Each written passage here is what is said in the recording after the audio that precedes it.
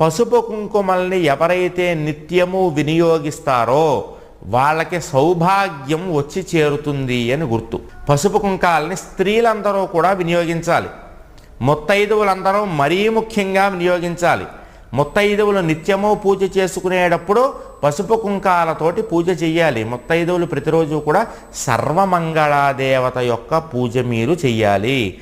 ఏ ముత్తైదువ అయితే, ఏ స్త్రీ అయితే ఇంట్లో సర్వమంగళాదేవత యొక్క పూజ చేస్తుందో ఆ స్త్రీ యొక్క భర్త సకల గండాల్ని తొలగించుకొని విశేషమైనటువంటి ధనాన్ని సంపాదిస్తాడు.